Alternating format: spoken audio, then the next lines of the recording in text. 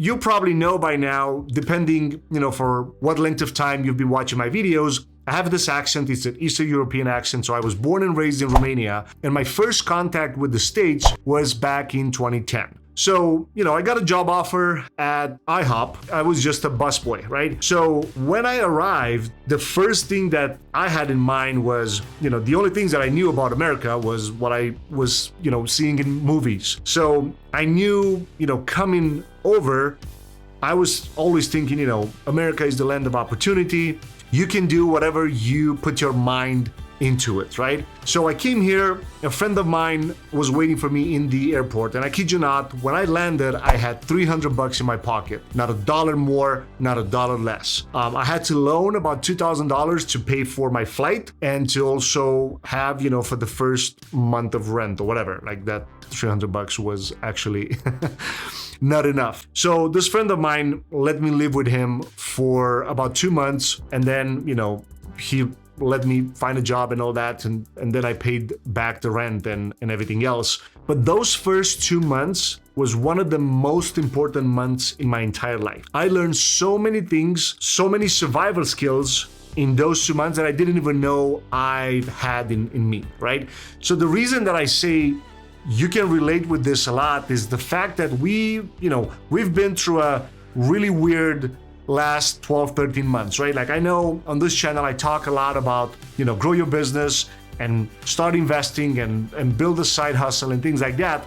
But a lot of people are really struggling to make ends meet, right? So that's why I think these survival skills can actually help a lot of people kind of understand that you can actually do, like, if you actually put your mind into something, you can make it happen. You can actually accomplish it. So here I am, landed in the States. I was in Chicago, Illinois for those 3.5 months. So then my buddy tells me, look, dude, you're not going to be able to start working until you actually get a social security number. And I'm like, okay, and how much time that's going to take for me to apply? And he said, well, you have to wait 10 days. Back in 2010, you had to wait 10 days to even apply for a social. Therefore, after those 10 days, it could take anywhere from a week to like 3 months to get it. And I'm like, but dude, I'm only here for 3.5 months. What do you mean I can work, for this time? And he said, yeah, unfortunately, this is the law. This is how it works. And I'm like, okay.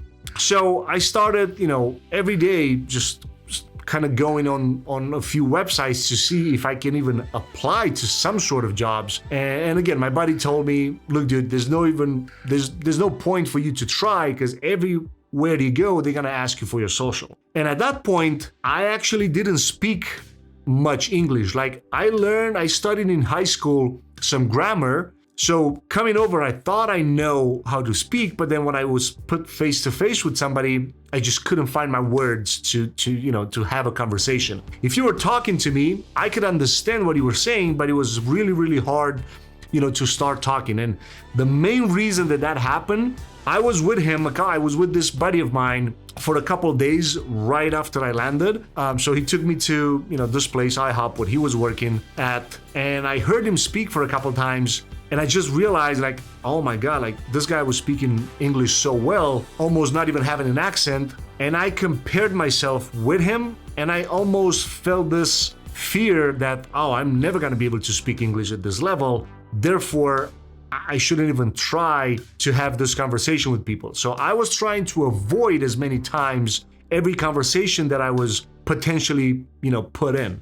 So then he told me, like, if you actually want to go and find a job, you're going to have to go and knock at restaurant doors, and, you're going to have to memorize a couple things. And I said, okay, let me try to do that, right? So from that IHOP restaurant to the place that he was living at, and, at that time I was living there too, it was about 4 miles, 4.5 miles, something like that. And I kid you not, I started one day, and then from 10 a.m. until like 6:30 to 7 p.m., I took every restaurant that I found from that IHOP place all the way to his house, right? And I started knocking at doors. So the only phrase that I knew, like, how to engage in a conversation with was, "Are you guys hiring?" And because he told me that. And then he taught me this kind of little trick. He said, if anybody says, fill out this form with your information, try and ask to speak with a manager, because if not, you're just gonna, fill up a form, and it's gonna go into a pile like this, and nobody's actually going to call you and ask you if you can if you can go for an in-person interview. So always try to ask for the manager. So the first couple spots, I was actually praying that the manager is not there so I don't have to have this conversation, but at the same time I was fighting with myself to try to, get somebody to say yes, right? Meaning that they needed somebody like me that I could go and work and all these other things. So because I needed the job, like again, I was just in there for almost a week now, and I had $300 in my pocket, and I was living at my buddy's on his couch in the living room, so I had to make some ends meet, right? So I go the first couple hours, pretty much everybody said we don't need applicants at this time, or you can just, we don't need anybody at this point, but you can fill out an application and then we'll get back to you, or something like that. So I get to one place, it was a Russian kind of menu, and the guy says, well, yeah, we do need somebody. How quickly are you able to come and help us in the kitchen? And not that I had any, kitchen skills. Like I knew a couple things from back home, but I wasn't a chef. I wasn't taught how to cook. Like I used to be a bartender back home. I sold cars. I sold some clothes. So I had a couple of side hustles, but the only actual job that I had was to bartend, right? I was a bartender. So I come to this place, the guy says, well, we would need somebody about 2-3 days a week, 2-3 nights a week, anywhere from 6 p.m. to like 10 p.m. Do you think you can make it? And I said, of course, yes, right? So I was happy that I was able to get a job. So I think the lesson that we can learn in here was, so number one, I had this fear inside of me to not want to talk to somebody, but I knew at the same time that if I don't overcome this fear, I'm not gonna be able to get a job, right? So when I had my back against the wall, I actually had to start speaking, right? And then when I started having conversation with people, I was hoping and I was praying to speak with somebody that also had an accent, because it was easier for me to kind of relate with them, right? Every time when somebody was speaking to me like with such a fluent English, I was almost going again into that fear mode. But that only took me about 2-3 days until I actually understood what was the problem. So the trigger was, as long as I wasn't next to my buddy, I was fine. Like I could start easily engage in a conversation. So a lot of times we think, oh, because I can't do this because of this, and that. But actually what happens is you have to go back and understand what's the trigger that's stopping you from doing certain things, right? Like you can go to do this because of what reason, whatever you planting in your own head. And think about this. Maybe you've been telling yourself this thing for years and years to this point where you don't even know if you're gonna be able to do something, right? Like if you're, I don't know, like maybe you're an introvert and you don't like to speak with people, but you know that you want to become a public speaker or whatever the situation may be, right? Or if you're just trying to get a job, or if you're trying to just make ends meet, at some point in time, you're gonna have to overcome that fear and make it happen. And the easiest way to do it is to find the trigger that gets you in that state that you're not able to kind of push through, right? So for me, the trigger was, as long as I was not next to this body of mine, I was able to engage in a conversation and I wasn't feeling that fear anymore, right? So if you love this chapter where you kind of understood what was my own trigger, you're gonna love the next ones coming up, because these are gonna be even more valuable skills. So fast forward to, a couple of weeks of working at this restaurant. Everything was fine. It's just that I was only getting a few days and only a couple hours worth of work. Like that, it wouldn't even be enough for me to cover the bills and the rent and all that, right? So finally I get my social. I started working at this restaurant at IHOP, just cleaning tables, kind of engaging with people at the door. But again, I was always going into that fear mindset every time when I was working on the same shift that my body was working on, right? So I even told him up front when I realized that was the problem. I said, dude, like I just cannot be around you, because every time when you speak, it kind of makes me feel that I'm not going to be able to speak like you. Therefore, it's going to be hard for me to even have a conversation with customers. So you have to either put me on a different shift or just not be around me when I work. So finally, another trigger that was here was me actually meeting that fear, or at least that fear mindset, and exposing myself to my buddy and actually telling him up front, like, look, dude, this is my problem. I just cannot be next to you because I'm not able to do a good job with customers here, right? So then he understood this. We found a way to make things work, and now I was happy. The only problem was I was only working Saturday and Sunday at this restaurant. I was working a full shift, morning, I think it was 7 a.m. all the way to like 2 p.m. Again, the problem was I wasn't getting enough hours between these two places. So the next thing that happened, at night, I was just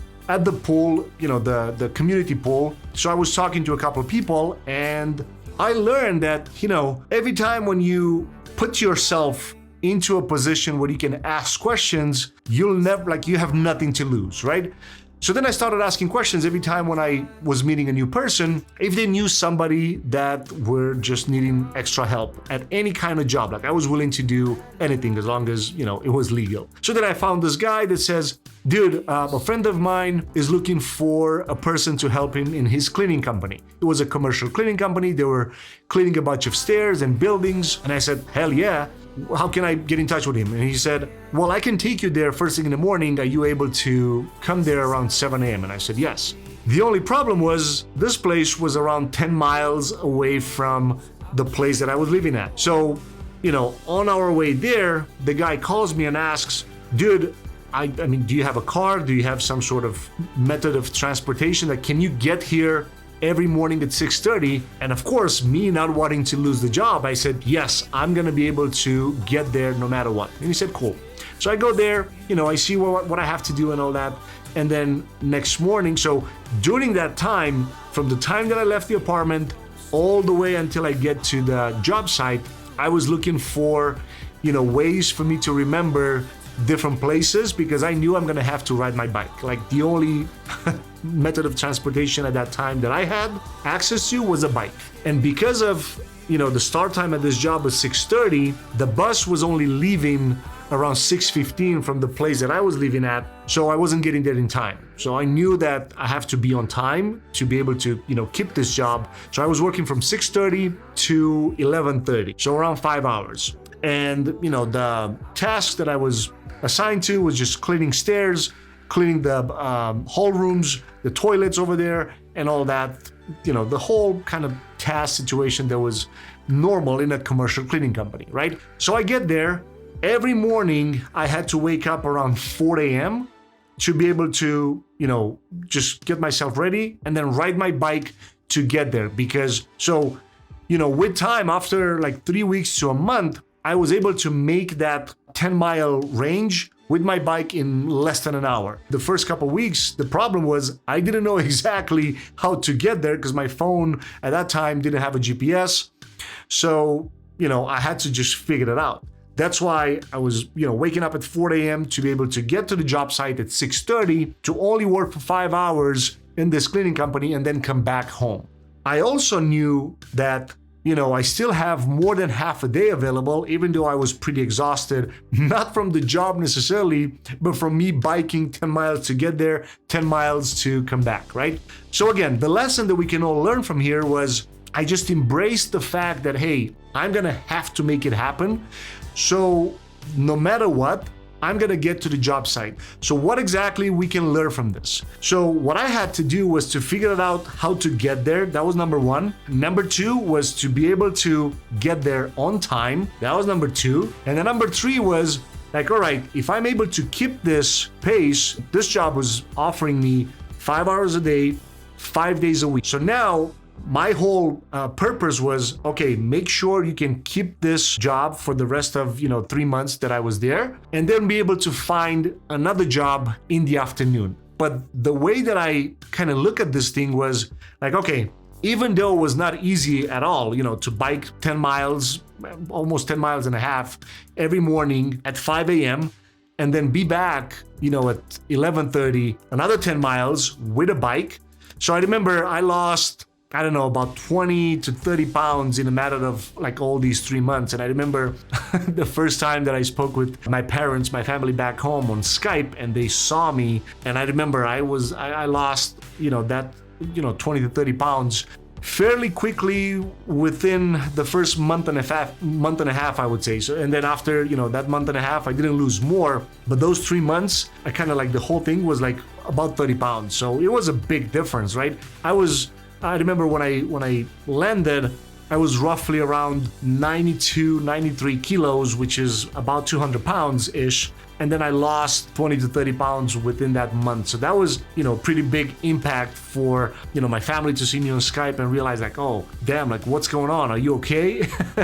But all this time I was just happy. Like I had the mindset of like, all right, if you're able to maintain this pace, you have a job in the morning, you have a couple hours at night at that restaurant, and then you have Friday and Saturday almost full shifts, or kind of full shifts at the other restaurant. Now, after a month, the restaurant during the week kind of told me that they don't need my help anymore because a full-time cook, a full-time chef was joining them, therefore they didn't need my help anymore. And I was okay with that, right? Like I said, that's totally fine. They just paid me for those couple weeks and that was okay. So it's very important to kind of understand the trigger here. The trigger was I need a job no matter what. Even though it was hard to get there, hard to come back, I said yes, and I just figured it out how to do it. So these are all survival skills that I didn't even know I have at the time, but I just implement them as, time passed, because I had my back against the wall. Like I had to pay the loan that I took back home to even, buy the plane ticket. I had to make sure that I have enough money to, pay the bills here and pay the rent and all the other things, right? And then of course, eat and save up some money to be able to support my family back home. All right, so moving on, I was happy now. I had a full-time job, at least those first couple hours in the morning. And then the only thing that I needed was an afternoon side hustle. But no, actually it was just another job that I needed to be able to make ends like really, really meet now. So again, I knew now how to engage in a conversation. I knew now that I can go and knock at doors. I felt confident now. So I started knocking at a couple different restaurants again. And then I get to this hotel now, I forget the name, and in front of the hotel at the lobby, like before the lobby, there were a couple people just having a cigarette and talking. You can tell that they were employees because they had the uniform. So as just the first time comer there, I just asked them like, hey guys, do you know if this hotel hires? Like, are you guys hiring, or do you know if the management here is looking for someone that needs a job? And they were like, you can go inside, go to the lobby, ask a front desk, and they'll point you in the right direction. So I asked the lady at front desk, are you guys hiring? Do you need anybody for any position? I'm willing to work anything that you have available. And she's like, yes, you can go online and apply for this, and this position. And I was like, look, I'm gonna be honest with you. I know that's gonna take a little bit of time and I'm willing to do that. However, I just came to this country about 4 weeks ago, and I'm willing to work anything. And she looked at me and was like, oh, okay, so give me a second. And the moment she said that, I knew that now she's really understanding that I'm actually looking for a job and I'm willing to do whatever it takes to get the chance to apply for a job, right?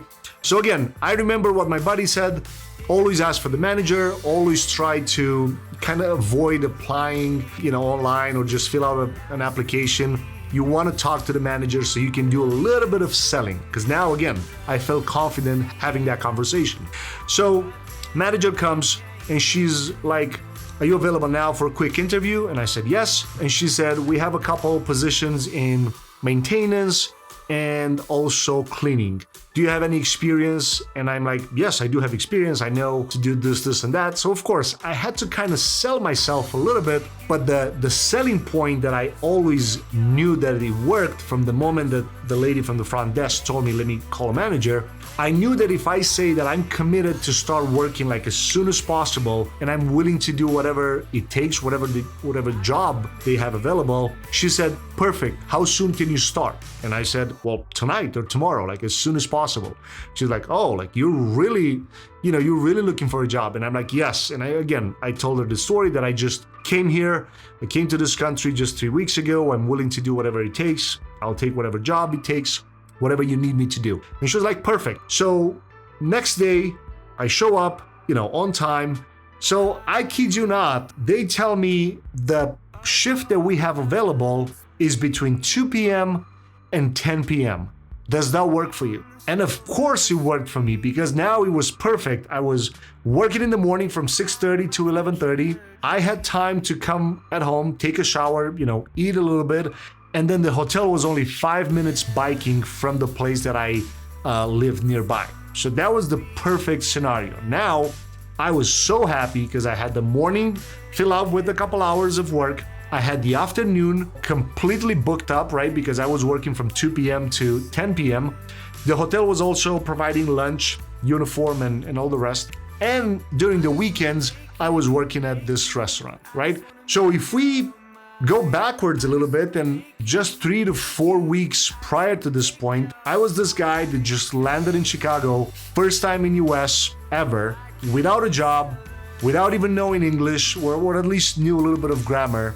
But I didn't even know that I had all these skills, like the survival skills, right? To be able to, overcome my fear of speaking with somebody, because, English was my second language. Trying to knock at restaurant doors and ask for a job, which back home I never had to do that, because, you always have a friend that has a friend that knows somebody that's looking for somebody to, offer a job or something like that, right? Like, I'm pretty sure you get the point. So the way that you can relate with the things that I learned throughout this journey are mainly how one thing led to another, just because I believed in myself that I'm able to accomplish it, and I just had to push through. Like, remember when I was sharing with you guys right at the beginning of this video that it was so hard for me to have a conversation with someone when I was next to my buddy, because he kind of negatively influenced me in thinking that, okay, I'm never gonna be able to speak like him, therefore I'll rather just not engage in a conversation.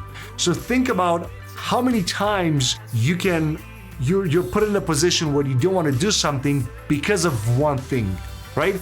But when you understand the trigger that actually leads to that, it's so much easier to overcome it, and it's so much easier to actually make it happen and push through, because now you know what's the main reason. And of course, you have to kind of face it. Like, I went to him and I told him, like, look, dude, like, I cannot be comfortable talking to customers, and this is gonna hurt the business, gonna hurt the restaurant, IHOP at the time, if you're not able to just not be around me when I'm here, right? So survival skills that I learned throughout these just few short months, 3 to 4 months, was the fact that I was able to push through my fear and actually have a conversation with someone in English, knocking at restaurant doors in different places to be able to find a job, even though I was barely speaking English. And then on top of that, even though it was 10 miles away from me, I was able to find a way to get to the place, execute on those couple hours, do my tasks, get paid, and find another job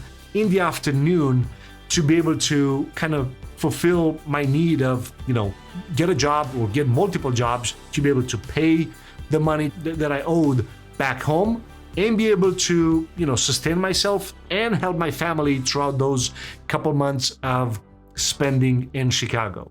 So I challenge you to take the things that I learned and kind of apply it in your own way of kind of struggling now. Like, if you cannot make the ends meet, or if you don't have a job now, or whatever the situation may be, try to kind of relate to what I just shared with you and understand how can you push through, and how can this help you overcome the obstacle that you may have in your business or in your life right now.